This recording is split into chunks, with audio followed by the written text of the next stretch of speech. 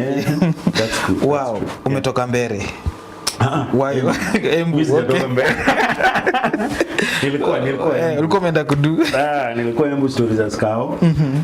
Mimi ni member wa task force ya Kenya Scouts Training Task Force ambayo the Chief Commissioner Mheshimiwa Victor Adido aliweka ili kwamba tujaribu kurekebisha training policy ya Kenya Scouts Association. Training for adults. Scouting ni ya watoi lakini they are being supported na adults. So these adults undergo certain levels of training. And so we needed to relook at the policy that guides that. Then we are supposed to also look at the content you're training so that we make it relevant, we make it appealing, we make it worth the times because so much has changed.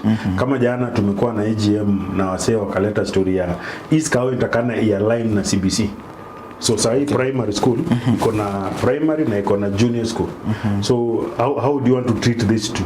Do you treat the primary as two schools or one school? So there's a conversation ongoing. So sisi tulikuwa Embu for the sake of reviewing the policy. It's work in progress. Si kuenda mbele uchaguzi maybe. And I would want to appeal to all of us who love scouting also to join scouting. It supports. It has made me reason differently in many ways. And so I believe it's a good thing. Wow. Juna bonga story ya Scouts hapa hivi and kuna question imekuwa kule nje maboys walikuwa wanajiuliza when they are going for recruitment and they feel like okay the raw material for the recruitment at least ingekuwa wase wa Scouts. Kwa nini wase wa Scouts hawezi make it directly to that level? Unajua kuna guidelines za KDF, police, National Police Service, Kenya Defence Forces na prisons, at even wildlife. All of them have guidelines on how to do their recruitments. And so scouting is an element. We as Kenya Scout Association, I sit in the National Scout Board for Kenya Scout Association. We would love to see that happen. But again, we must also be fair to the nation. Ya kwamba, we don't want to make scouting a troopers. However, we have appealed to KDF, we have appealed to wildlife, we have appealed to all these disciplined forces that when they are doing the recruitment, kindly consider.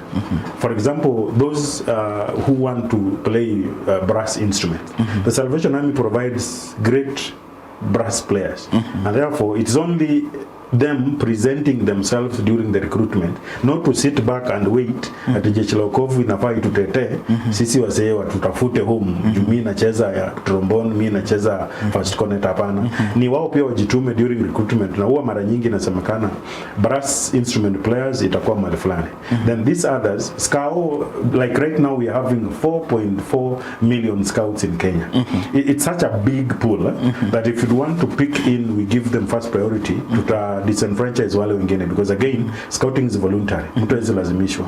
And it will be so unfair if we say wao sasa wapendelewe. But as much as I'm a member of the board, we have appealed to these disciplined forces to consider us, but again we also need to be fair so that we allow those others who may not be scouts also to get their space. Wow. Wakati unakuwa na maybe umesema kama umekuwa na AGM ya Scouts, and now that's a bit of a boardroom stuff.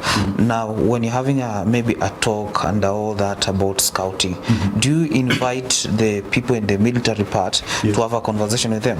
Yeah, like yesterday, if you look into the website of Kenya Scout or into our page in Facebook, you will see there was Major Masakari who came in to represent a member of the KDF brigadier who sits in the board. In our National Scout Board, we have somebody from the military who sits in. We also have somebody from the Ministry of Education, somebody from Teacher Service Commission, somebody from the Ministry of Youth. We are looking at those areas that deal with young people. And so not only during the AGM, not only when we are having events, but we've brought these people in to our board so that we're able to look at youth from a common perspective. What does the ministry say about the youth? Ministry of Youth, Ministry of Education, Teacher Service Commission, KDF, and any other people whom we feel are able to support your young people. We bring them on board, and even our board co-opts members. And if anybody somebody would feel that the organization adding value to the youth focus, then you'd be willing to work with them. And we've always had worked with partners. We've had conversations about young people, so we engage so many partners, and therefore it's a good thing working both ends. Wow. Yeah. Wow. Yeah. Now that you may bring the aspect of young people, let us dive to our topic. Youth, church and business hapo hivyo tulikuwa tumefika. The last point ilikuwa about mentorship, leadership development, ndio? So we are going to section 3 about biblical foundation for working and productivity. Wow, what about it? Unajua Mungu kuna madha fulani yake ni mwanasiasa. Yeye alisema huyu Mungu ni wa ajabu sana.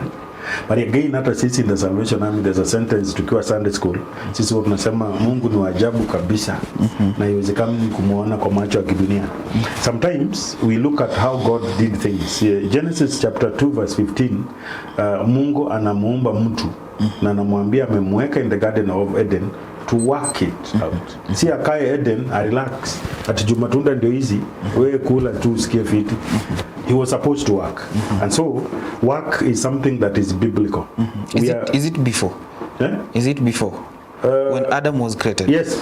Huyu ni Adam anazungumziwa the Garden of Eden, anaambiwa afanye kazi. Because alipokuja aliambiwa hebu pasi tuweke sawa. Because kuna wale wanasema after wase walisin ndio kazi then akapatiwa hard work as a punishment. But work ilianzia wapi to a human being? Okay. Like when God brought Adam during creation, alimweka into the Garden of Eden na kaniambia you will be in charge. Okay. What is that? Just being in charge. Sini lazima upange vitu. Like assignment ya kwanza kwa Adam ni kupeana majina ya hizi vitu. Sio ni kazi. Okay. So alianza kuwork. Unajua work, the interpretation ya work, wase kuna wale wanafikiria, and that's why you hear people saying ati wanawake wale wako home hawafanyi kazi. Those housewives ati wanafaa pia wasikuwe considered kwa watu wako kazi. According to me, those women do a lot, even to more than those who go to the offices. Maana kuna msana anafika ofisi ana hang koti anaingia Facebook, kuna kitu anafanya, na huyu ni madhe ameosha hao, amepanguza, amefanya nini, ameshughulika sana. So work is from zero. When Adam came in, the first thing he was told ni chapa kazi. It will come from various perspectives, lakini kazi ilikuja before even he sinned. What became sin, what became the punishment was that you must sweat so that you eat. I'll make the land unproductive until you work hard so that you get it. Hiyo sasa imekuja kama punishment. Lakini maybe ingelikuwa you don't even have to plow so much, unatupa tu ile broadcasting. Kuna moja ilikuwa inaitwa kwa agriculture broadcasting, unachukua mbegu tu tupa huko, then utatokea kwa harvest, people would be eating. Kuna siku utaambiwa na wasee kitambo ati kulikuanga na mapera mingi sana kwa hii baro. Siku hizi zilienda wapi? Unacheki nini? Sisi tumechange vitu. So work sio story imekuja baada ya dhambi. Then Proverbs 22 also talks about productivity of a person. You're only useful when you are productive. And so we are looking at young people. One, they must be ready to work, because youth, kuna generation ambayo haitaki kuchoka. So kama hutaki kuchoka, then hautapata. Remember, we are products za Adam. So Adam na hiyo laana ya kufanya kazi, then we must be sure lazima tupige kazi. Kama hutaki kuchoka, then it means you will produce nothing. Like in a family, nafaa tuulizane sisi vijana wale tuko pale. Do we add value to this family? Ama sisi ni liabilities pia? Mzaya alibai gari, nyinyi pia mkazaliwa. Between nyinyi na gari, na nini ya maana kwa huyo mzee? The value of these two things will come based on how you behave as the sons or daughters in that home. If you do sit there and wait like kuna siku nimesikia mtu yako form 2 anapigia madha yake simu, tumama tupike lunch.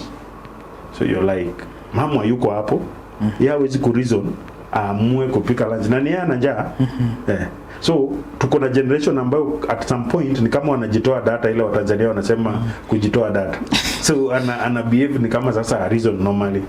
We are requesting young people to understand that work began from siku za Adam. And therefore usitake kukaa hapo then you wait to be given.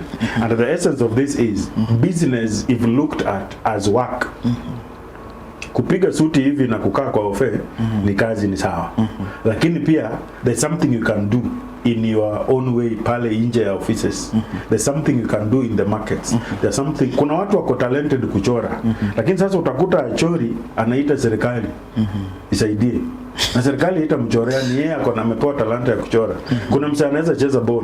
Mimi nakumbuka sisi tulikuwa tunacheza ball, unaenda Lang'ata unacheza ball, ukirudi jioni uko jua utakula viboko. Na kesho lazima tu tuende tena. Sisi tulichapwa jana, leo hatutaenda.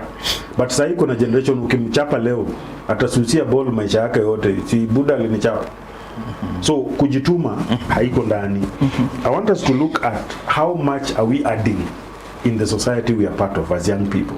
Because youth is the ile duration uko na energy. Na kuna time inafika hiyo energy haitakuwa. Where do you consume your energy? Kwa PlayStation you are not productive. You are having fun.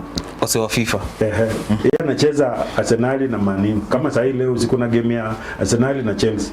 Kuna wase kuanzia asubuhi mpaka jioni watakuwa mahali PlayStation ya Arsenal na Chelsea. Tutapiga mtu na yeye hapa ukimpea bola pepete 5 atoboi, lakini unasikia anasema tutapiga mtu. Yes, si footballer. Na ile PlayStation anajua kucontrol hivi. Lakini nipe ball mwambie haya tuende sasa bro. Anatukana player akiwa kwa TV, ovyo sana. Huyu shaka ni fala. Mpatie ball yeye. Hatafanya kila tarajio msiyafanye. I'm praying that tufike level tunajiuliza, mimi kama Wagaya, a young person in this house, in this family, in this community, in this village, in this whatever level you want to look at yourself, what are you doing to better that house? What are you doing to better that home? Because buda yako ameajiri mfanyikazi, yet some of those things you can do. Buda yako anatoka job ndio akuje kufanya shughuli fulani ambayo wewe ungejituma tu kidogo ungefanya. Sometimes we are waiting to be employed while there is so much around us. I've seen there was a place nilikuwa naambia say unaacha shamba hapa kwenu eka 2. Unaenda Nairobi unaajiriwa na mpandre anakulipa saa 3 kwa siku. Hii shamba eka 2 imeenda mpaka mtoni na kuna maji inapita hapo throughout the year. Huyu ni mzee anaweza kuwa producer wa mboga, wa nyanya, wa kitunguu, but utasikia nyanya zinatumika Bungoma, lori zilileta kutoka sehemu fulani.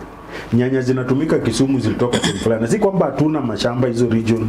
Kuna mashamba na kuna mito inapita every day. Hiyo maji ni free. Si kwamba ukianza kuchota chief atakwambia sasa mzae umechota maji hapa 2 weeks ndakana. But we don't take initiatives to make use of the things around us. And that's why we are calling upon young people kulingana Proverbs 22:29. Be productive. They should start being productive. But then again tunaambiwa hapa kuna parable ya wale jamaa walipewa talents. Mmoja akapewa 1, mwingine akapewa 2, ile mwingine akapewa 5. Hasa watatu kila mmoja akacheza kama yeye. Yule alipewa 5 alienda katia bidii zikafika 10. By the time yule msee anarudi. Huyu wa 2 kapiga bidii zikawa 4. Huyu wa 1 yeye akaenda kachimba place.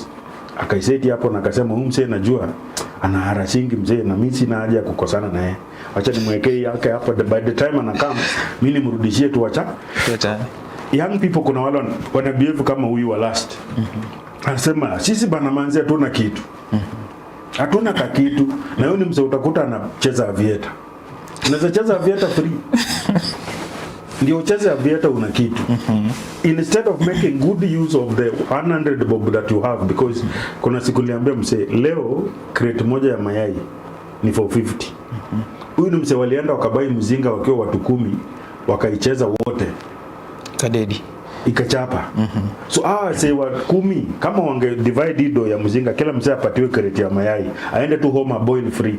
Si home kwenu unaweza omba tu madhe sufuria na uwashe mazakari hapo nje kuni Bungoma. Mazakari wako na ichemshe mayai hivi utembeze tao. By the time unamaliza hiyo crate utakuwa na do inaweza buy crate 2.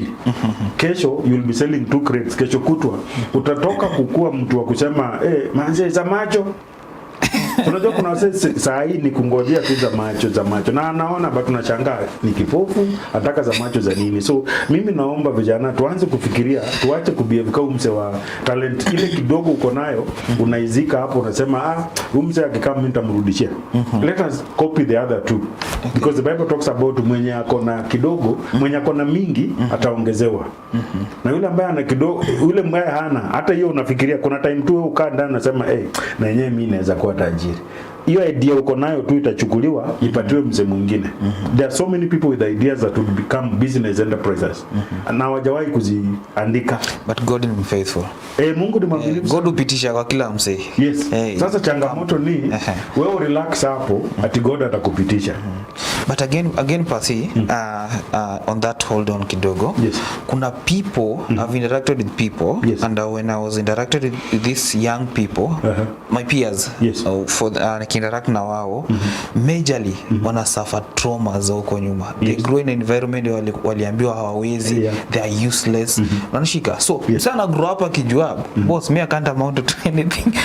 Maybe to shed some light across. Sasa hapo ndo sasa unakuta tunaunganisha church, youth, church and business. Hii topic iko very relevant because utakuta kwa nini church iko whatever the family could not provide, whatever schools failed to provide, whatever the society failed to provide, church ina come in sasa provide. The church should be the link between. Huyu ni kijana ametukanwa home. And again by the way kuna time tunakuwa so unfair. Kuna siku niliuliza siji kama ni kwangu ama in a certain sitting, mtu mzima akivunja glass anaambiwa pole. Na mtu huyo akivunja glasi anapigwa makofi mob sana. Toa ujinga hapa. I don't know kwa nini mtu mzima akivunja inakuwa appreciated mpaka anaambiwa pole. Ni glasi imemkosea. Lakini mtu hii anapigwa kibari, anatolewa hapo, ulikuwa unaangalia wapi? Na unajua sometimes we so unfair to our young people. So mtu yeye ametukanwa home, ameenda shule haja perform to the expectation because our schools some of them they are out for top performers. Wewe ambaye uko na issue na Pythagoras theory, wewe sasa hapo wewe ni useless. Unawares ya kwamba not all of us will do mathematics. Kuna mtu ako fit art na hiyo ndio atatusaidia nayo. Kuna siku nilikuwa najiuliza if all of us became engineers, nani atapiga rangi gari baada engineer kuiunda engine? Because all of us will be creating engines. Nani ata create body? We need these other people to also do those other things. Now I say wakisha create gari na waiunde, watakula wapi? Because hakutakuwa na msana produce chakula yote. Tunaona Mungu alibalance kitu, as you say God is faithful. Amejaribu kupeana these people across board. Ni kuomba church isaidie vijana to discover who they are. Wow. Wakijidiscover regardless of what was said pale nyuma, churches can initiate empowerment. So that's what we are talking about, spiritual grounding. We talked about 4 things last week here that the church must do when they're engaging young people. Spiritual grounding ni kumpa msingi ya kumheshimu Mungu. Values. Ya kwamba when I'm doing something I have my own values. Siati naangalia behind my shoulders kama kuna mtu anaona.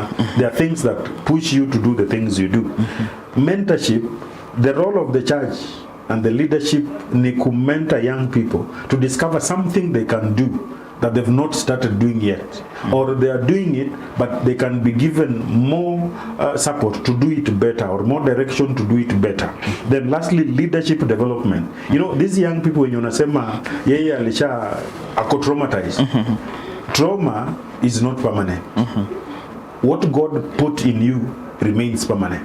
So what I'm praying is, are we able to get over some of those things? Tuache kukaa comfort zone ya kwamba ulizaliwa hao mnakalia mkeka. And so kazi yako ni kukasi zile nyumba ziko na sofa. Ati hao ni wase wa Illuminati. Hiyo ni uvala. Because wale wase si wa Illuminati, they've worked hard and earned that life. Pia sisi utoke pale huko, and again sako yako inamata kama kijana. Mi huambia youth nikibonga nao ni kwamba if you walk with 4 fools, you are the 5th integrated fool. Hybrid one. Wewe yako itakuwa integrated ni hali ya juu. Because wale ni washenzi wanne, wewe sasa unaleta yako sasa ikiongezana na yako itakuwa too serious. So tunaomba sana like sako yako kama vijana. Sako yako ina kina nani? Ukitembea na wasi wana complain all the time, job yenu itakuwa ya complain. kuna wase hawana mbele, hawana plan yote na mabeste zako wote pia hawana plan. So unaambiwa hebu twende tao, mnaanza safari, ukiulizwa mnaenda kudu asini msema amesema twende. So unaenda nini tao? Like kuna hii culture ya saa 10 vijana wote wanafaa kuwa in towns. Ukipita town yote utakuta vijana wamesimama hivi nje kinyozi wanapiga kichwa reggae. Anapandisha sauti kiasi, hiyo doba naipenda. Anapenda doba kwa kinyozi ya mwenye kinyozi yako job. Wewe unaserve kama customer attraction. Unajua kwa advertisement hapo. Hiyo muziki ni advert. Wewe sasa unaipea morale kwa kuizungumzia na kupiga kichwa hapo. Umse una build business yake at your expense because you are doing nothing. Kuna rika ya baba zetu utamkuta na mkwajo saa 10 sokoni. Ameweka mkwajo huku chini, amejiegezea kwa hiyo mkwajo. What are they doing? Kusalimia kila mtu anapita. Huyo ni mtoto ya fulani wakidiscuss. Huyo na anasoma. Au baba yake ametoa wapi pesa? Huyu mtu hakuanga na kitu. Now if that is your parent, you grow into that as well. Hata wewe ikifika saa 10 tao. Mnapanga line like unakuta kijiji mzima wanaingia town saa 11 like kuna meeting town. Hakuna kitu wanaenda kufanya ati sisi maboys hawatakani kuwa home jioni. Unarudi home saa 12 kwani wewe ni kuku. So yeah, I don't know if they've had those things. Inakaa funny like but I want us to reason. Mwanaume anaingiaje tu home saa? Mwanaume anaingiaje home saa 12 kwani wewe ni kuku. So some of these things as much as you're saying ni trauma, it's not trauma. Some of them ni mazoea. A habit over a period of time becomes a culture. And then you start claiming ya kwamba nyinyi mko poor. And I don't believe God created any poor person. For sure, that is true. Hakuna, because Adam siku alikreatiwa, sijasoma popote akawekewa account ikiwa na this much. Sijai kusoma. The only thing Adam was told hapa Eden, shughuli. And that's what God has given all of us. Just identify mahali ukishughulika, you'll put something in your table and you'll have something to support others around you. By then you usema, kama uko na do na isaidi mtu yote kwenu, then you are the poorest in that village. If your wealth is not able to support anybody around you, then you are the poorest in that village. Maskini wengi sana wanaendesha magari. Kuna maskini wengi sana wako na millions kwa bank account because hawezi kulala. Wow, that's another conversation. Okay. So mimi naomba vijana, let us work, let us be productive. Like siku ikiisha, call the 3 of you in your meeting. Me, I and myself in a meeting, discuss. Leo from saa ile time niliamka, nimefanya nini kufikia saa hii. Ukigundua there are gaps, find a way of making it better. Find people who will support you to just try to close in those gaps so that you are a better, productive person in that village. Wow. And touching on that, wale wasiopiga raundi tao wakisema za macho. Ni kama na wabesheka hao. No, I just sometimes pass it's good. I learned this somewhere. Yes. It's good to sit down and just see how human beings behave. Yes. And you'll, from that observation you learn a lot. Unashika? Yes. Kuna ule best because you've touched about wale wasa wanaingia tao ni na nini wanapiga raundi. Yes. Ngoma inapiga pale na umsene ni aje nipatie hewa bwana, hiyo ngoma mimi na like. Anashika. But sasa kuna wale mabest ambao wanajua umse kwa crisis but they can't help. They feel good wao wakipursue their goal. Yes. Umse mwenye ana vision, ana place ya kuishia, wanampula long. What can you talk about such a kind of people? Now one, mtu mwenyewe vijana wanasema sahi kujinauo. Ukijishaje tambua wewe ni nani, then you get to find way forward for yourself. It is so difficult to tell somebody who doesn't know they have a problem. So until this person mwenyewe agundue niko na issue hapa, itakuwa hard kumsaidia. But again, we need also to talk to these other guys who are abusing. Unajua hiyo ni abuse. Because umemchukua msee, unafurahia tu akiwa kwako because akiwa hapo watu wanaona hapo kuna kitu inaendelea but yeye hakuna kitu anafanya, ni wewe na game. Usisahau ongeza wale wasee wenye ndio wako nayo lakini ukimwomba doa hizi kujenga lakini hata kubaia food hawezi kupea pia. food atakubaya mtana resto uitishe food yenye unataka wewe dishi mimi na soti story but choose haiwezi kupea. Now ni society imeanza kukua kidogo kinyume na matarajio. My thinking would be if society inaweza amua ku empower young people, because right now we are encouraging youth groups, we are encouraging circles, a group young people to come together. The moment you are a team, it is easier to get different ideas na you support each other.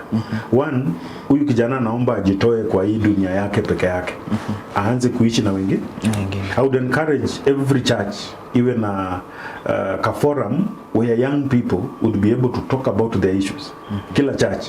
And in this forum utakuta kuna mmoja atajitokeza aseme mimi nilitaka kufanya busy lakini sina capital. Now, church, before kuanza kuniambia kwamba sisi tuko kwa njia ya kwenda mbinguni, kuna song tunaimba kwetu Salvation Army ati sisi tunasaidiana. The song is so nice. Kenya, Uganda, Tanzania, sisi twasaidiana.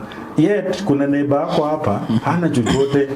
Kuna kijana ametoka high school hajui what next, na ungempea ngiri moja hivi bana, kuna wase ukimpea ngiri leo, in the next 1 month atakuwa hata anaweza feed familia yake. I think ni society isit back ijiulize what are we doing about everybody around us, because tumeishi sana into God for us all, every man for himself. Hiyo ndio imetusumbua. If we want to grow a society, we must now start bringing everybody closer to one another. And this is the essence of having groups. Women, unajua mama by the way wako mbele kwa sababu gani? Wao wanakutana. Na yule hana idea atasikia idea kwa story. Sasa ile mshenezi napigwa anapata idea hapo na anaenda na implement, because utasikia anasema na vikapu siku hizi zipatikani area, then unasikia mtu anasema kwa hivyo tuanze kuunda vikapu. Unajua hivyo ndo wao hujipanga, lakini sisi unity iliwashinda. Wako united but wako very united. Challenge ni ile expectation yetu to them. Juu prezange toka huko. Sio rahisi hivyo. Unity unajua ni unity of purpose. Okay, unity for convenience. Kuna unity for ile ambayo imelazimishwa juu umejikuta wewe ni kabila fulani na hiyo kabila inaitwa, so si lazima tu uamuke. Upendi, ulisikia huko Bungoma wanasema wao si Waluhya, ni Wabukusi. So sometimes me ukai hiyo. So all this anyway, the essence of unity, kama sahi Western wanangangana baada ya uchaguzi nimesikia jamaa wamepiga story ati nani kingpin wa Western sijui nini. No, all that is not unity. Unity is in the mind. The day tutaweza ku come together tuanze kuwa na focus that benefits all of us, hiyo ndio unity that would work for us. Na society inafaa ianze kuangalia vijana ambao leo hawana kitu cha kufanya ndio watabother the society kesho. Huyu mtu una ignore anapokosa fees. For example, wewe una uwezo fulani. Kuna mtu hii hapo babake hana uwezo vile. So ana hata fees. Amehata fees, msichana wako amesoma. Huyu boy akiwa mjengo Nairobi, saa tu unajua endi job. Kapiga luku, anakutana na msichana yako huyu ulifikisha campus. Sasa imagine msichana yako ni wa campus, huyu boy ni class 8 dropout, wewe ndio ulikosa kushughulika aende campus. By the time wanarudi Ocha, wako na watu watatu. What do you do about that? Whose mistake? Yours. Kama ungechangia education ya mse pia. And that's why it is very healthy. Kama wote tutajitolea, let us live together. Psalm 133 talks about how pleasant and good is it when brethren dwell together and in unity. So kuna possibility ya kukaa tu hapo like vile tuko naye hapa studio, but hatuna ushirika wote. Wow. So wase wakikam pamoja na wawe na ushirika, then we'll look for the good of each other. And that way our young people will find a way of identifying their abilities. Because by the way kuna mtu hana kitu ya maana. Hata kijiji uone hata chizi akona umuhimu. Mimi life yangu imaiseviwa na chizi moja Ukambani. Alikuja kuniambia pastor, watu wanakupangia vitu mbaya. Na nikamsikiza because alikuwa anatokea anasema pastor chai, unampea chai. So tukakuwa mabeste tu hivyo rahisi juu ya chai. But siku moja aliniokoa. What if ningekuwa namfukuza juu ni chizi? Ningekuwa tayari hata labda nilidedi. So sometimes hakuna mtu ambaye hana umuhimu. Mimi naomba tu every other time that we are alive, think of what can I do to make my neighbor or my that person next to me awe better than alivyo leo. If you can build each others tomorrow, then the youth will be okay and even the society will be fine. Wow. Yeah. Wow.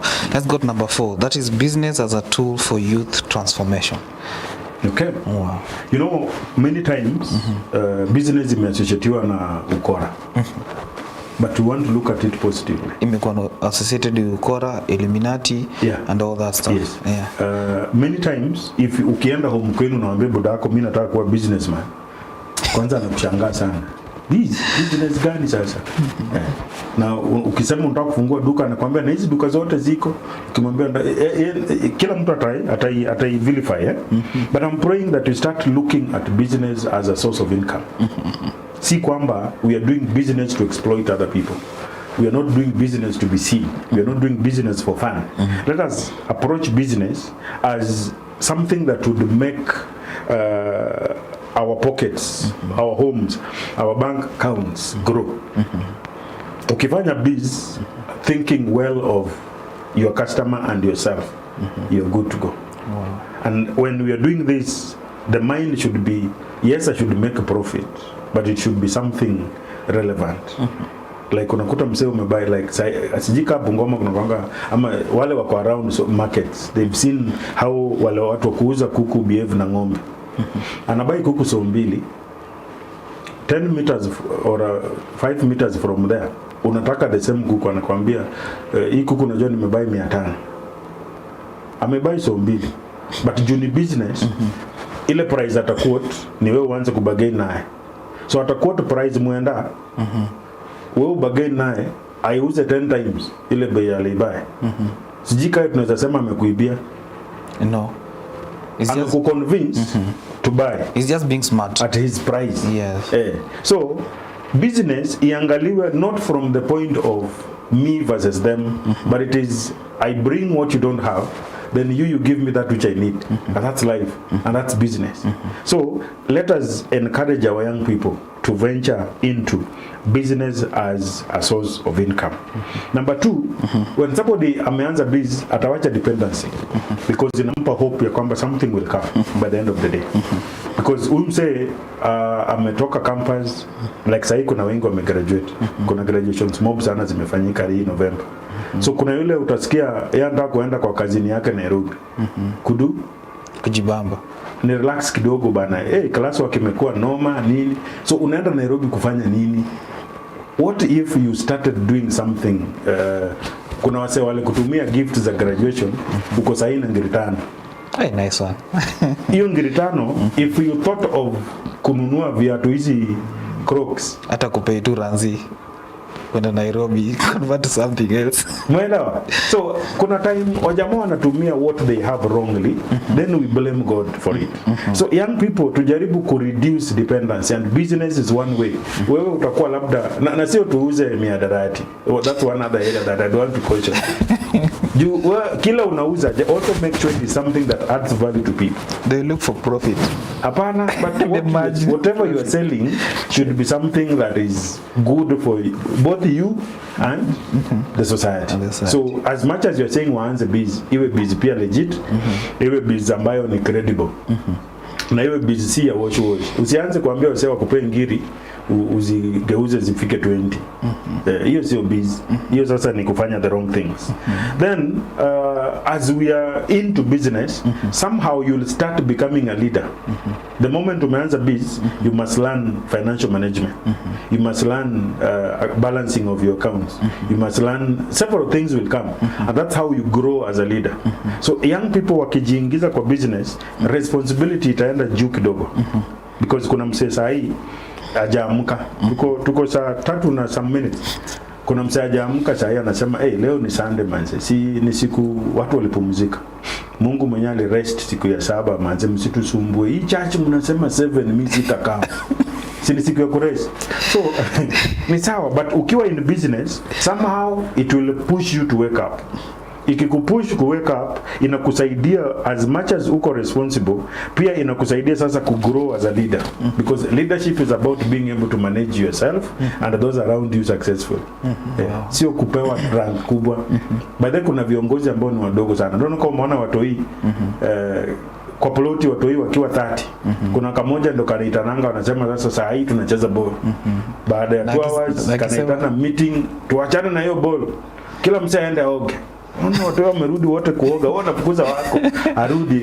Kuna kiongozi wao huko amesema wakamu kuoga home, wao wanamwambia sioge saa hiyo, ni mapema atachafuka tena. There always kuna kitu, when you engaged you'll have to grow some leadership in you.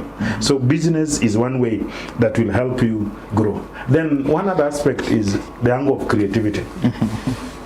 Unapoenda place wanauza maembe, everybody ameweka hapo hizo fruits za maembe. Unajua ukiwa mcreative utaanza kusema okay, si hizi maembe mimi naweza tumia kuunda mango juice. Sio ni creativity. Sijui wangapi wameangalia kwa kijiji chao wameona what is lacking in that village. Because budako anauza omena, pia unaanza kuuza omena kando yake. So unakuwa do your mother yako hiyo siku tu, juu unamcompete, umekuwa competitor. So uanze biza iko hapo. Let us do some good research and come up with a creative way of doing things, because kuna agriculture ambayo watu waki-explore. There is a lot that can come from agribusiness. There is technology. Unasikia kijiji yenu place ya photocopy ni moja tu. Na wewe umesoma computer high school, unangoja kwenda campus in September next year. So within this period yote, ungebuy laptop ate kwenu labda. Ni printer tu una. But even without a printer, you can be doing some typesetting na nini ufanyie watu. Kuna jamaa wamerelax, anangoja kwenda campus September na hakuna kitu anafanya saa hii. Yeye anafaa pumzike baada ya kuteseka for 4 years. Sio kuteseka. It's a process. Technology will help you. Art. I'm told kuna jamaa anachora picha. Ukiangalia total cost ya kuchora ni less than 1,000 bob. But then anauza ngiri 15. Mtalii akipita, you just depend on how you place yourself, it will get some good money for you. Right, these days kuna hii online businesses. I don't know how many of our young people are aware of an organization called Ajira Kenya. It's a government entity. Ajira Kenya gives you opportunities to access so many opportunities za biashara. Job opportunities zenye unaweza fanya from home, from your phone. Badala ya kuchat na kuwatch porn, itakusaidia kukua engaged positively, so that phone becomes a source of income for you. Hizo bundles umeweka, because zijenzi wamesema wanataka bundles, simu na maji. Wako sorted. Maisha inaweza endelea, nyinyi endeleeni na zenu. Hii bundles ukishaweka, find a way of translating that bundle into a reasonable thing for you and for the society. Wow. That will be useful. Wow. Yeah. Umetouch a very sensitive part hapo before we proceed to the next number, I think number 5. And ningependa tu tuelekeze pale. Yes. When you were in high school, tulikuwa naletewa wale motivation speakers. Yeah, and they tell you look for your role model, what he does and everything. So there is a thin line between mimi being who God wanted me to be and seeing that person, the other person you want to be. Yeah, I think that example when you umesema niko na business omena, madango ako na business omena, so mimi niko na business omena, it starts from there. Yes. How are you going to advise us? Okay. Because there is a thin line between mimi, I can be being me and being the person, and being the person ambao ninaona kama role model, because I'll tend to copy everything from that person because I want to be that person, like them, and forget about the person God wanted me to be. Yeah. Maybe I would say I would start it from the point of your child development. Inasemanga monkey see monkey do. Ukichukua mtu huyu mweke kwa forest, hata waiongea. Sio kwa sababu ana ability ya kuongea, but kwa sababu ata interact na wanyama ambao hawaongei, and therefore ata behave kama wanyama. Na hata walking style zake zitakuwa sawa na wale wanyama na interact na wao. And therefore when you talk about having a role model versus you being you, you remember at some point I said it is good to discover who you are. Na kudiscover who you are can be from a very early age. The challenge is our parents, most of them don't allow us to be us. Many of them want us first of all to be something else. Ndio unakuta mtu yako high school anasema yeye akimaliza angelipenda kuwa carpenter. Babake anasema anataka awe mwalimu. Mtoto wako hapa anasema yeye anataka kufanya welding. Baba anamwambia anataka kuwa driver. The challenge with the society ni kwamba there are those things we look at to be more lucrative in terms of kuleta do. And in the pursuit of wealth, tumepoteza our talents. In the pursuit of money, we've lost our personalities. Ndio utakuta mtu amejiingiza kwa biashara ambayo ni wrong, akapoteza values zake zote just because alikuwa anapiga hii busy ndio akue kama fulani. Unasikia unaambiwa wewe fulani si ni rika yako, si tayari anaendesha gari. Hata sisi Salvation Army kuna moja aliniambia meja tu kama wewe una gari bwana, si uko na ufala sana. Kamwangalia na sikujibu haraka kwa sababu kuna time wanaimba wimbo nifundishe kunyamaza kimoyo moyo. Kozi ukijibu utaweza kumkosea hata Mungu pia, sio huyo peke yake. So kuna time society inakutreat na kukufinya towards a corner. But do you know this is a secret. See, if maybe he's watching. Yes. I found out somewhere and I was laughing at the end of the day. Do you know owning a car is expensive? Very. And do you know the person who doesn't have a car, he can drive? Yes. So we are living in a generation whereby someone can be able to go and pay for that car, however amount it is for a day, and complete his business, and now return that car to that person, and minus the expenses of having maintenance, petrol, and all that. So we are living in a different, depending on the generation where you came from. To level, kila kitu, you must do your calculations right. And that's why we are calling upon young people in the pursuit of becoming. Just become that which you are comfortable being, because wengi tunajiumiza, and even the Bible talks about kwa kutafuta pesa. First Timothy chapter 6 verse 10 talks about in the course of kutafuta pesa kuna wale watu wamejiumiza mioyo yao sana, wamejitesa na kujiumiza kwa sababu ya kutafuta. I'm praying that by the time you are choosing a role model, let it be for the right reasons. By the time you are choosing to be like them, is it your passion? Is it something you enjoy doing? Is it something you're good at? Or you're just pushing yourself like wewe ni DJ? Alafu kijana wangu atokee anataka kuwa kama wewe. So yeye amesha realize hiyo ndio kitu alifaa kukua.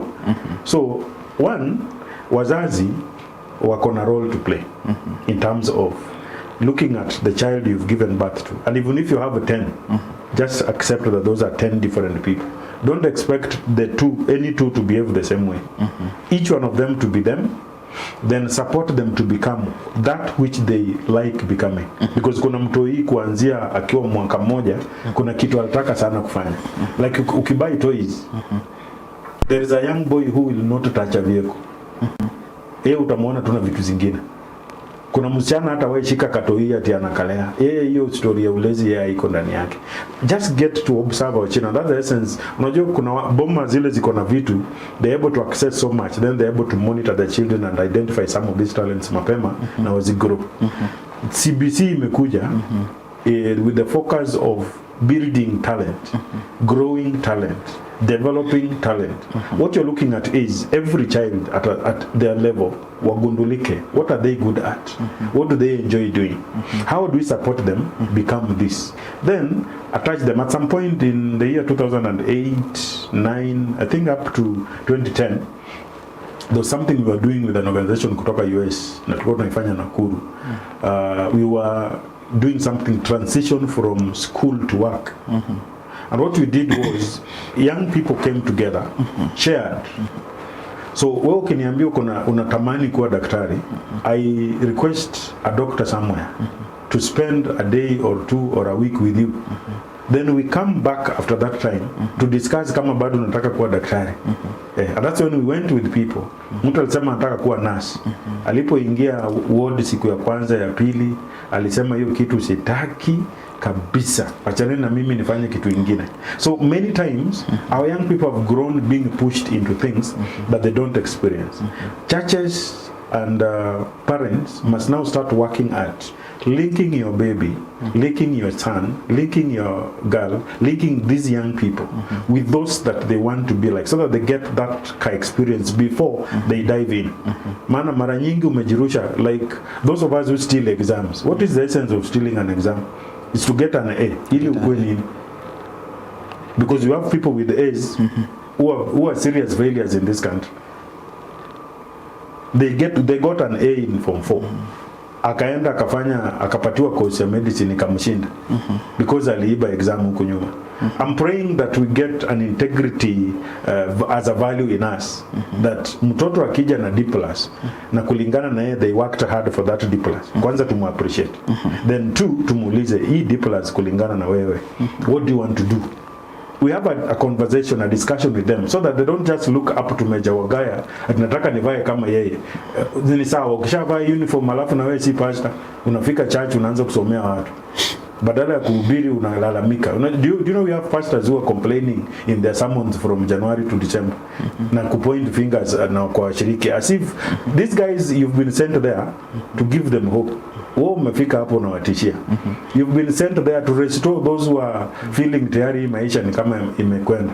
Where you make demands every Sunday uko na demand. Msipofanya hii mimi, msipofanya hii mmelaaniwa. You know, pulpits are now full of businessmen as well and wrong businesses. And it's unfortunate that the church has now been turned as well into an enterprise where the amount of tithe, the amount of offerings given determines the value of that person. We have churches where kuna mtu hajawahi tembelewa na pastor hii mwaka, sio kwa sababu yeye sio mshirika, juu hajatoa vizuri. Ule mse anakuwa kujanga church na parado, hata pastor anamsindikiza mpaka kwa gari. Service imeisha, pastor anashuka anaenda namsalimia, wana discuss wakielekea, anafikishwa mpaka kwa gari yake. Wewe juu una chochote, baisikeli yako hata imeangushwa na watoto hapo nje, saa zile service inaendelea, hata imsumbui pastor kwamba watoto waliangusha bikes za wenye baisikeli. You realize we have also a pulpit that is also intoxicated at some point. So I'm praying that as young people and even as a society, let us find a way that mtu tu asijiingize kwa kitu for the sake of kuingia. Because si leo kuna mapasta ambaye hata ukimwangalia unajiuliza hata huyu ni pasi pia. Unajua unakaa unashangaa. And even some of us, we are not very clean. Yes, but there is a lot that needs to be done so that we're able to focus our young people correctly, so that we're able to support them become. And this is only possible if the church would look at who they are and work it out in the right way. The family unit would look at who they are and work it out correctly. Hivyo tutasonga mbaya. Are we in a position to borrow the line from the politics side where wanasema kwamba there is no permanent enemy? Yes. The interest is what connects us. So let me come to the youth part of it. A youth who is watching the show today, yes, unaweza permit akuwe na several mentors into his life ama akuwe na several role models to his, depending with the interest, because it keeps on changing. Okay. While you're growing, pursuing life, things change. Yes. There is a certain level where you need someone who was not your mentor some years ago. At some point, yes. Yeah, that is true. And I would use an example of my daughter. Akiwa class 1 akiuja mpaka class 3. Aliwahi kuniambia anataka kuwa makanga. Okay, it's a nice one. Kwa nini? Unajua makanga ako na pesa mpaka ameweka huku kwa kidole. Unajua yeye akiobserve kwa matatu, huyu jamaa kila mtu anampea do. So aliona ikiwa kitu ya maana sana. Akigrow akifika class 7 8 hapa ikaanza kuchange. Anataka something else.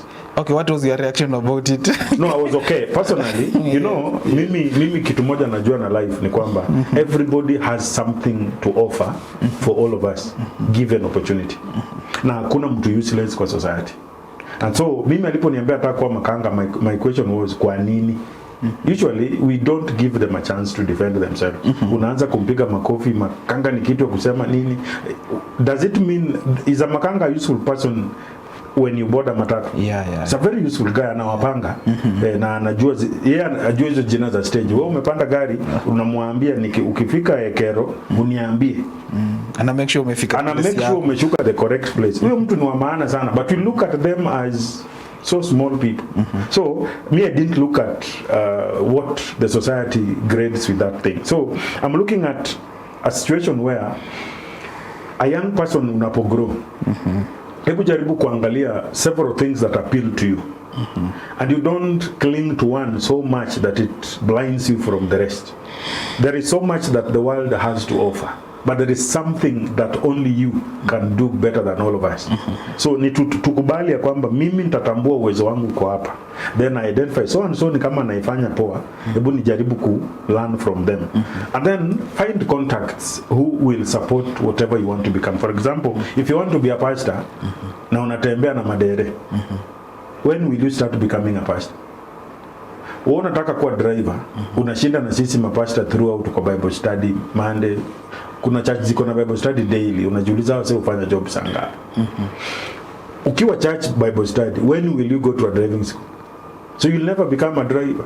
So wrong matches, if you matched with the wrong person, then you don't get where you're going. Ninaomba kila mmoja atambue like na feel napenda hii na pia napenda hii na pia napenda hii ingine. So who are in that circle, who are in this other circle, who in this other one, then how do I relate with them to learn something about that? Then you realize hii sio vile nilikuwa naiona. Unajua kuna sasa unafikiria kuwa pastor wa Salvation Army unashinda tu ukiwa smart hivi na all is well. Unasahau kuna day utafika place hata bogu una. Kuna place utaenda kuna maji. Mimi kuna places nilikuwa nimeoga imebambua ngozi huku maji ya damu. But we had to stay there because ni ministry. Kuna kijana atakwambia mimi nioge maji chafu. Hiyo si ni ufala manze, si. So utakuta anaiona pastorship from a very awkward perspective. So yes, unataka kuwa hiyo kitu. Find the people who are in that thing, talk to them about it, get the unsaid. Unajua ndoa zote look so sweet in public. Ukiona wife na hazi yake tao, bwana si unatamani uoe next week. Lakini buka na wao sasa mdiscuss the inner business, utagundua there is a lot that goes around. So it is only wise that you have several people supporting you to become that which you want to become, and for the right reasons, and create time to learn about that thing.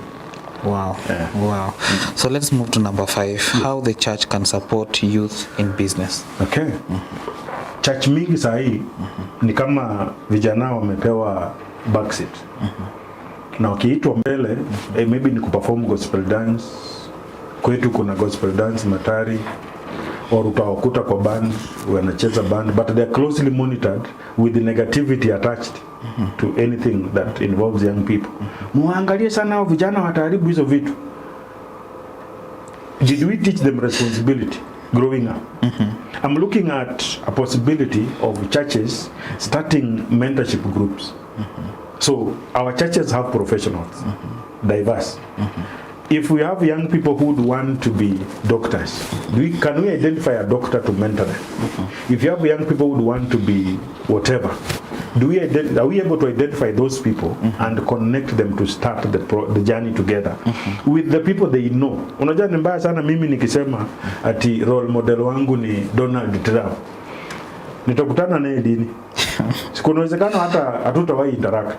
But kuna msee yako hapa, leadership yake mimi inanibamba. Let us find a way of bringing that person to those who want to do that which they are doing, ili sasa tuwa support waanze kugrow.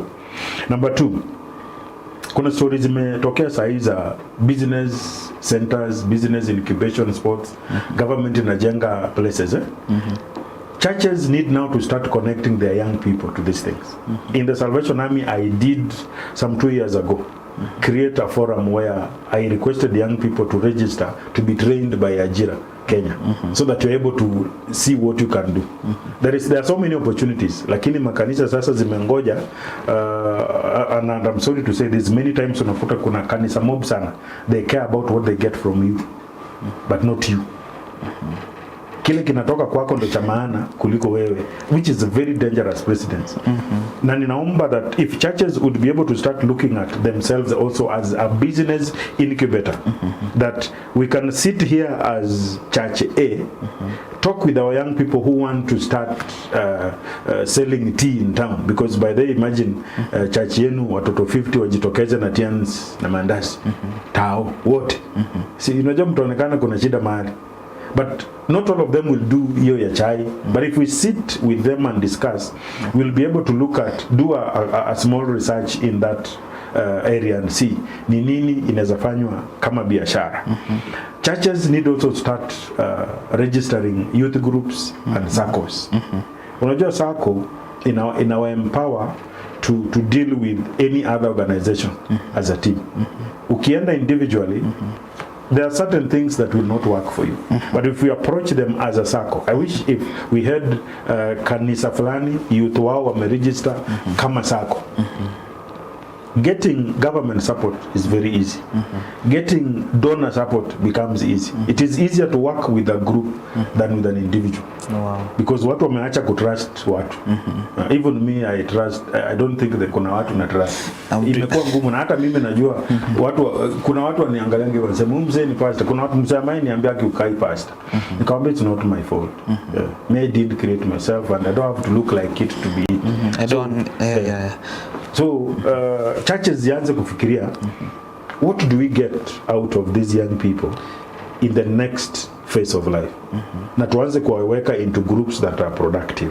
Then you are looking at financial literacy and training. Unajua churches mingi sana want finances. We want money, but how do we prepare the congregation to make that money? They don't care. Wewe tafuta ukipenda. Kuna siku moja kwanza nilishangaa. It's a responsibility to give out the money. Yeah. So, but how to get it? It should be our business as well, because sisi ndio kanisa and we have the foundations. If I cannot help my congregation to be productive, then I cannot expect anything from them. Uwezi kukamua ng'ombe ujalisha ndugu. Ni lazima uilishe, then hata uta need kukamua, maziwa itakuwa na drop tu yenyewe. So what we need to do is financial literacy training, and if the pastor does not have the capacity, find the people who can train your young people. The congregation ikikuwa empowered, the church will be empowered. A congregation where only the pastor ndio wako empowered inasuffer sana. So tujaribu kuangalia literacy hiyo kanisa. And lastly, there's need for partnerships. History ya Salvation Army wakiona mtu wa PAG na kofia tunaonyeshana ni sisi versus wao must now end, and we get a partnership with everybody. It is high time churches started partnering amongst themselves kwanza. Na baadaye mimi uuliza, mbona kwa kijiji moja kuna church 10? Yes, we claim Christ is our one. You part, I don't know how controversial it will become, because what disconnects us from each other more than what brings us closer to one another? There is a lot that brings us together, yet we waste a lot of energy on one thing that separates us. For example, mtu anasema mimi sipendi uniform ya jeshi la wokovu. So why is uniform the issue? So kuja wewe hivi ulivyo na uingie church. Wachana sisi tuvae uniform wale na tubamba. Wewe ingie church tu hivi. Sisi tukikuja yenu na mnapiga kudundu akiona vile wana dance kwa barabara. How is that a problem? Wewe enda hapo kaa official, wewe relax kwa kitu, wakimaliza kudance sikiza neno, enda home. It's always about how well are you ready to give for the other person, so that you also expect them to receive from you. So partnerships are very essential, and we have professionals ambao tukipartner na wao, professional bodies, individuals ambao churches zikianza kupartner na wao wata empower young people. Our youth need a lot of information, or they have a lot of information. They need somebody to put that information into perspective. Aipange. Habari wana nyingi sana, internet sasa inawapa kila kitu. Sasa ukiambia hata mtoto aunde business plan, 2 minutes atakuwa ameenda AI akakuletea business plan. Lakini does he or she understand this thing ametengeneza? So AI has worked on what he requested or she requested, but can they conceptualize it na iwe real? Maana kuifanya real is what will make it useful. So we need to partner with professionals who will be able to bring perspective to all issues of our young people. Kuna wale wako na stress, wanahitaji tu counselor. When the stress is dealt with, wataanza ku reason normally, they'll become useful in the family and in the church as well. But so we need to partner with so many people as a church, and even inter churches. We just need to not to vilify the other church. Yes, you may be differing in doctrine, but all of us are here na wote tunatazamia kwenda the same heaven. So why fight? We need to find a way of partnering for the glory of God. Tutafute vile tunafika kule tunaenda. Wow. Yeah. Through your point number 5, how church can support youth in business. I found out also it's one of the point whereby you interact with so many people. Yes. You may part experience to that level, whereby there are people who are working hard. The young people are working hard. Yes. And most of the time, naangalia the middle millennials. Yes. Their product is now the Gen Zs who are like right now, and now the late millennials, they'll be in their product will be the middle alphas. Yes. Anshika. So going with that, and now coming to this point, na find information is power. So ile point ambao you cannot get this info to in the church is whereby they are trying to roll you, and you'll do something by your own. You've asked people ABCD pale kanisani, they have not given you ABCD, or they give you Java. Yes. So you apply it, you get, hey boss, this is not really it is in Java easy. So that anger of finding out this Java, you go and don't trust this system. Yes. You go the other way around, you create a bypass, and then you reach the same stage where these people peer wako, and they're asking themselves, how did you reach here? And they're the same people, you ask them wakakumislead na wakakufungia doa, akasema msee ni aje hapo uingi, ndo anasema kwamba akufukuzaya kwa mbitoka anishika hapo uingi, unakaa hivi unaangalia atmosphere na environment, nasema hapa sikai, acha ni great bypass. So when you're creating bypass, you find okay destination ni penye hasi wako, ni pale tu wako. So unapata huyu jamaa, who's a young person, ashafika stage, anachekiwa auni msini nimekuwa kofe yake like boss nimekuwa kofe yako a million times, ujai niambia anything. So I don't value you. Yes. And now that's why we get a problem, especially in the church sector, whereby you get this older generation whereby they have hold information to this young generation. They are like, we don't want to give you because you rule all over us. So you find your own way. So if I find my own way, I'll trust my own way. Okay, just to merge the two generations, and now we live as a society. What do you do? Okay. Yes. It's a tough one anyway. But unacheki generation hizi mbili, tatu or four, we can coexist very well if everybody just appreciated the value in the other person. The moment you want it all for yourself, then we all lose it. I give an analogy of a farmer ambaye ana produce for maize for Kenya seed. Yeye kabla apande, yeye ubai seeds na anagawia neighbors. Alafu akona tractor, kabla alime kwake, anawaambia nyinyi muweke tu fuel, nitawapea tractor free mlime pia. This guy wamelima, anawaambia ukinunua tu mbolea niambie nikupatie mbegu free. What this guy doing? One, ana secure the environment. Ana ensure the seeds planted huko kando ya kwake ni quality seeds, and they are nicely done, and they are done in time, so that by the time ana plant, in case of cross pollination, there is no mediocrity in his seeds, so ataendelea kuproduce quality. The society needs to emulate such a guy. The society must stop this idea of tukiwapea nafasi watatu overturn, watatufukuza. One, we must know, Biblia inazungumzia siku za mtu ni miaka 70 na akiwa na nguvu miaka 80. All of us have a beginning and an expiry date. It may not be written on you, but lazima kuna siku utaondoka. What we are asking is, in the course of your life, are you able to appreciate what you have achieved so far? And start working with those God has brought closer to you, so that you help them also achieve something as you go towards your end, and allow them also to achieve something in the course of their coming. In the church there is a problem of leadership. In the nation there is a problem of leadership. Utasikia kila mtu anasema Ruto ameappoint former so and so, former so and so, sisi tutapata job lini. Utasikia, utaangalia kwa church mahali ambapo inafaa ikuwe example. The other time I said, unakuta mzee wa kanisa amelala kando ya pastor, mama amelala hii side nyingine, pasi mwenyewe ndio alilala immediately walipozikaa hapo mbele, juu ni mzee pia. And age inakujanga, kuna age ikifika haulali because una usingizi.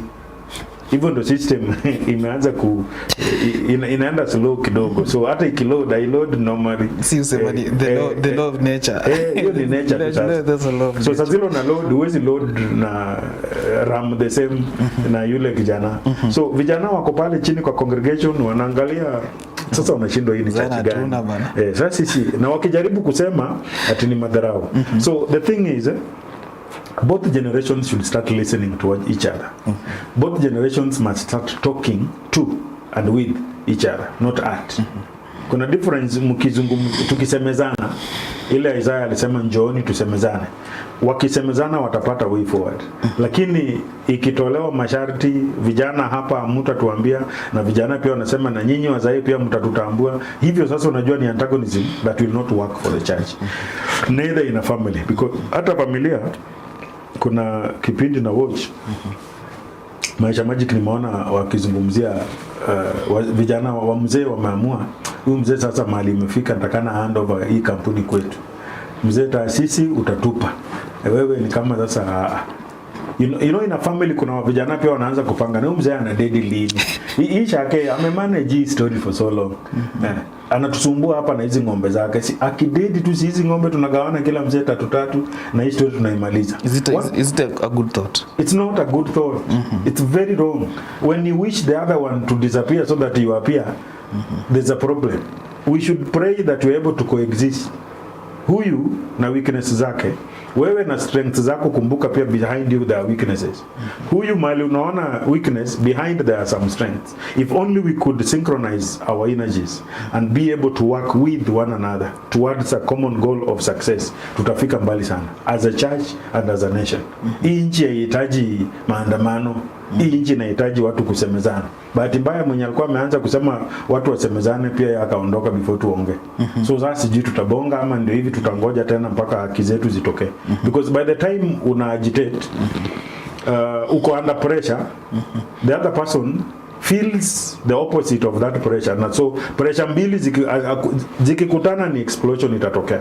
But what we are praying, if this nation can start talking, wewe na mimi tusemezane, yule na yule mwingine wasemezane, those in office in terms of leaders wasemezane, this country will start changing. The families, and it should begin from home, because I'm seeing a situation where families don't talk, families don't interact. Kila mtu yako kwa kona yake na simu. Jioni mko home, wewe budako, mother, sister yako, kila mtu yako kwa kona yake na simu. Hadi sasa mpaka tunafika level tuna create WhatsApp group ya familia. Tunabongea huko. Tunabongea hapo kwa WhatsApp. Wase, nileteni maji, mtu aniletee maji ya kunywa. Mtu ni mgani na sisi wote hapa ni watu. We have no time with each other unless ni kwa matanga. Mimi sijui watu utoa wapi time ya kukaa kwa matanga 6-7 hours, hawana spidi. Na huyu ni msee akiwa mgonjwa alikaa hosi huko ienda kumuona. Mimi sijui tunatupata wapi time ya kukaa kwa matanga yake that long. Sijui generation yetu bado kuna wase watakaa Nairobi home matanga zote anakuja, lakini hana time ya kukuja tu atembelee relatives wajuane. If I call my brothers and sisters for a family gathering, obvious kuna wala atasema mimi hiyo day tunaweka niko na, mimi hiyo day tunaweka niko na, but nikidai siku yangu ya mazishi wote wanapatanga wapi opportunity? So we must ask those hard questions now as a society. If we need to focus forward and focus correctly, tutafute those things that bring us together more than those things that divide us. And we must find a common line that we can all walk on, bila mtu kusukuma mwingine, but we ensure that the other one is given space as you also find your space. Usisukume mtu nje hiyo line, so that we all walk together tufike kule tunaenda. Wow. Non time imeenda tu sana but I think tutashikanisha hizi mbili. And then the 8th one I think we'll find time in December, one of the Sundays. Then because imetoka kidogo nje ambayo tutakuwa naanzisha another conversation from the 8th one, but let us go to the practical models in communities. That's number 6, practical models in communities. Hii inajaribu tu ku practicalize, ku bring the realization ya hiyo ya kwanza tumezungumzia, what the church can do in supporting youth. When we are youth economic groups, if you want to make a circle or you make a youth group, how do they get economic empowerment? Is there some process to be done? Is there something that can be done to make them productive, to make them useful? So the church must now look at youth. Once wameshajiregister, wamekuwa sako, what activities? Wasijiregister, kazi yao ni kutembea na certificate at sasa tuko na sat. They must now start engaging in youthful economic groups. This is you're able to bring in people to train them on various things, various fields, and this will help them grow. We must also look at church circles. You know, sako ya huko kwa kijiji should be different from sako ya church. We work more on trust kanisani. You look at people, you can believe in them and give them opportunities. Hii sio ya any cards zinachezwa chini ya meza. Ya church sasa kila kitu itawekwa correctly. Then we look at chaplaincy and leadership training. When chaplaincy comes in, we are looking at an opportunity where the whole person is being looked at. Tunataka kijana aanze busy. Is he mentally fine? Is she mentally correct? What are the challenges? Vilisema wako traumatized kule nyuma. Do you have somebody who can deal with hiyo past yake ili appreciate amlete saa hii, then we focus them going forward. This is the chaplaincy. Chaplaincy sio kusomewa Bible verse. Chaplaincy ni kushughulikiwa kujirestore.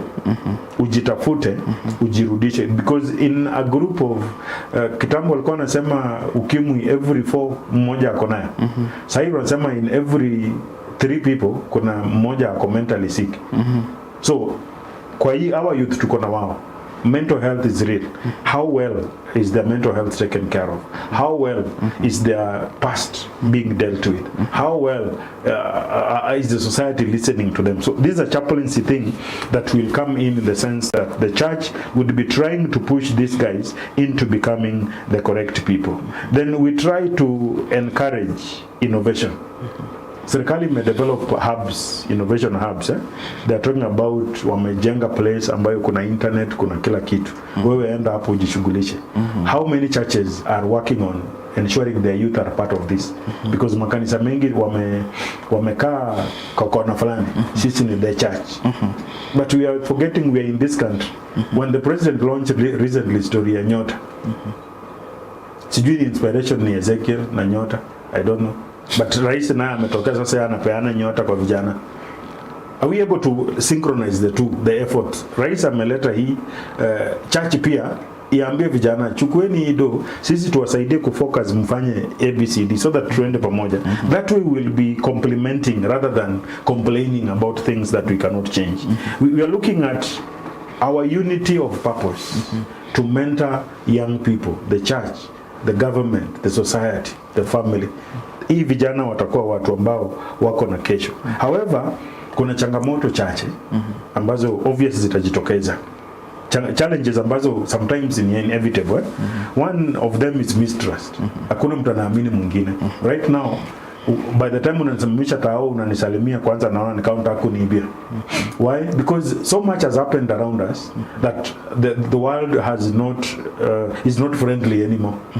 So that other person is a potential problem. Ukitoa tu simu tao unasikia mtu anakuambia uchunge, inaweza enda saa yote. Meaning every other person walking around you is a suspected thief. So mistrust is an issue. Then fear of failure. Many young people today hawajafanya vitu wanafaa kufanya kwa sababu wanaogopa. What if it's work? I want to encourage young people. Jaribu, ianguke, jaribu tena, ianguke, at some point itasimama. Wow. That is the way to go. Do not fear to fail. Tunaambiwa mwenye alitengeneza bulb, alijaribu 999 times bila kuwaka. 1000th time ikawaka. Alipoulizwa what kept you doing this after failing 999 times, akamwambia I didn't fail. I learned 999 ways of not making a bulb light and one way of how to make it light. So no matter how many times mtu amejaribu haijawaka, it's not a reason to stop. They should keep going and stop fearing to fail. The only people who fear failures are those who have chosen never to be successful and not to go anywhere. Number 3 is about capital. Na ndio nimezungumzia serikali imepeana opportunities. Kuna youth fund, kuna nyota, kuna mshwari, unachukua tu saa ya kucheza avieta. Mtu asichukua do ya mshwari akafanyia busy. Chukua pesa ya nyota, jipange. These things are working, but to those who are willing to get engaged. So capital may be a challenge, and churches can also sit back and say, you want to create a capital base for our young people. Church ikae chini, badala ku raise fund kubaia pastor gari. Unajua kuna siku moja kulisikia kitu, I don't know how true. Atipasi akitaka gari tunachanga, sisi tukitaka gari tunaombewa. Is that fair? So it's not very fair. It's not fair. So when tunachanga to buy gari ya pasi, wale wanatarajiwa kuchanga ni hawa watu ambao wako jobless. Why don't you create an opportunity for these guys also to find something so that they will see the need. Wao watajipanga hata bila kuambia pastor. Then watambaya pastor gari to at some point. And there's a question I've been able to ask myself, ya kwamba why is it in the church circles we are in a hard situation to produce billionaires? No, it's not that we don't have billionaires in the church. They are there, but billionaires have been pushed to a wall until they don't feel they belong in the church. The church has somehow become a place for the poor. Kwa sababu gani? Zile messages zinapeanwa hapo ni messages zingine fani. Na pastor pia sasa kuna design wamekuja, unakuta instead ya kuempower ni kama ana deflate, anatishia so that you depend on him na mumutegemee kwa kila kitu. There's a lot of some heresies being taught in churches. If people taught the Bible, billionaires are in the churches, they are there. Ni vile hawataki kujitokeza. And again, like if you come to the Salvation Army, the essence of putting on the uniform was to make us all equal, so that nobody appears to be better than the other person. So when we come together in the church, we are not looking at your class. Because that is the reason why William Booth left Methodist Church and came into and started the Salvation Army with the poor people who were being mistreated over there. So we are looking at a situation where churches have these people, but their wealth is not their identity in the church. Our faith is our identity in the church, and that's why we stick more into faith matters and we talk about faith more than our wealth. And so that is the greater thing. But again, you need to look at culture. There is pressure ya culture ya kwamba bana unado hivi na bado tu unashindanga kanisani, unaomba nini bado ndio unaenda kuomba nini? So people also kuna culture ya ukishapata wachana na wao sasa, us versus them comes up. And so ni vyema tu vijana pia wafikirie, because I'm praying that every young person watching this show asikubali kuwa maskini, because God never created any poor person. And when you become rich, be rich with your people, not rich alone. Usikubali kuwa tajiri peke yako. Watakuibia. Watakuumiza, si hata kukuibia. Hata wewe kuibia unajua uta notice juu uko na do. Unajua kuna msako wealthy, design hata ukimwibia feel agundui. But anaumia. Because the society is always against you because you're rich. So I'm praying that our young people will focus right and find a way of overcoming every other thing, so that we find a focus and we remain united in all that we want to achieve as young people for the good. And we work with the church. Vijana kujeni church. Na unajua ukija church, you learn a thing. As much as our zae watakubo, just learn something. Two things, either how to do it or how not to do it. So somehow ensure you are learning every other day. So it's possible. Wow. Yeah. Wow. Life, there is someone who anasema kwamba life is about gaming. Nothing serious. Yeah, by the way, why do you take that statement? Life is about gaming, nothing serious. Kwangu ina apply sana, because there's a day on 16th tulikuwa tunakuwa installed. And so when I stood, people expect nini, so nikamwambia wacheni kuwa serious sana hivyo, msikuwe serious sana. By the way, life ukitaka kuishi poa, usikuwe too serious with everything. Jaribu tu kucheza nayo vile inakuja. Kwa imani kwa imani, kwa busy kwa busy, kwa youth. Wewe cheza na hii life vile inakuja. But ukingangana too serious hata tu na Bible, leo ukichukua Bible na uamue kuwa too serious nayo, utatoshea hapa duniani. Because there are things that are in there that ukitaka sasa mimi ni hii tu, utasumbuana na kila mtu na life itakuwa so difficult. But I'm praying that you're able to game around. Gaming is the essence of appreciating what the other person is doing and making fun of those moments that people don't expect. Hiyo ndio gaming. Wow. Si kwamba ucheze na live, hapana. Cheza na vitu vile zimekuja. Vile zimekaa. Kuna saa ya kulia, usianze kuimagine wewe unalia wa kwanza duniani. People have cried before. Siana alilia mpaka sauti ikaenda akiomba.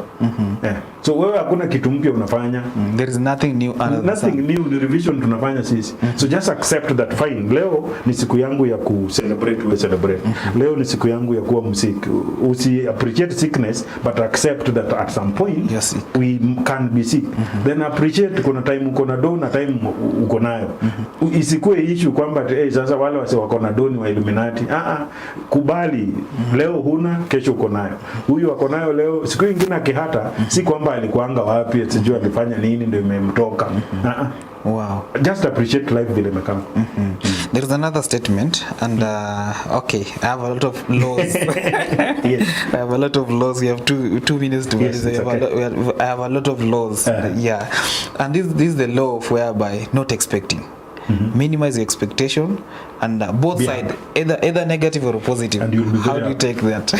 That's true to a large extent. Kwamba the moment you don't expect, then nothing will hurt you. Wow. Nothing will hurt. But the moment you expect, somebody will fail to achieve your expectation, then you will feel hurt. So it's not like you don't expect per se, but don't put a lot of emphasis on those expectations. Allow life to make it. It doesn't mean you had a plan.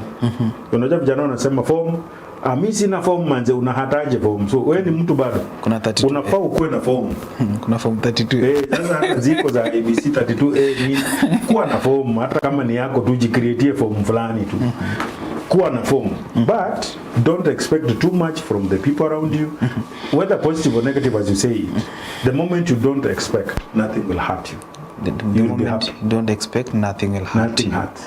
Wow. Yeah. People don't value process. That's very dangerous. People don't value process. But life is a process. Life is a process, but people don't value the process. They value celebration. Ni wanadamu wa kawaida kutaka kuwa nayo au kutaka kuonekana umefika. Lakini ni vyema kujua kuna mahali unaanzia ndio ufike. Wow. So wacha tu tukubali process zira. It starts somewhere and it ends somewhere. So there must be a process. So we must appreciate the process. Wow. And if you don't value process, then you may end up being mediocre. Wow. Wow. You'll have the wrong things or things that you can't explain how you got there. Wow. Thank you so much Pasi for coming. Na Asante sana. time imefika tu sana and I think tutaanzia 8 next tukipata time in this in new December we create the time new for month and then we'll have to go through the laws. I have a lot of laws. You have a lot of I have a lot of laws. Sawa. So Tupige hiyo story. they make sense in life and Yes. it's good to sit and watch Yes. how human beings behave. And you learn a little bit. Inapendeza sana. Sometimes you learn so much from watching other people. And also remember as you watch there are people watching you. Yeah, that's so what either way it's inacrossiana. Thank you so much. Thank you so much. Maybe Asante sana. maneno yako ya mwisho penye wanakupata Facebook namba ya simu and all that tumalize. Sawa. My phone number is 0720 284348. Facebook, Instagram, Thread, wapi yote napatikana George Wagaya Odhiambo. You'll find me and make sense of it. I've engaged a few people by the way tangu tuanze kuongea and I believe we are heading somewhere. Somebody was asking today how to start a permanent circle or a permanent something. I believe leo amefaidi because aliuliza swali Facebook. Sikujibu maana I knew somehow it would come in our conversation. So I believe amekuwa answered. So I'm grateful for those who are responding, those who are asking questions and those who are commenting. Mungu awabariki sana. Wow. Yeah. Wow. I'm working for one. So yeah, there. Thank you so much mtazamaji for watching. We are here just to make sure that you uplift your life and give you power to do your life at zero effort so that you can be able to enjoy everything that God amekupatia and that itakuwa baraka sana kwetu na you can be able to back to God na kumwambia Sunday in a different way. So thank you so much. We are closing this month. It's the last day in November. So see you in December. I wish you well as you start that new month and have the best in that week. See you next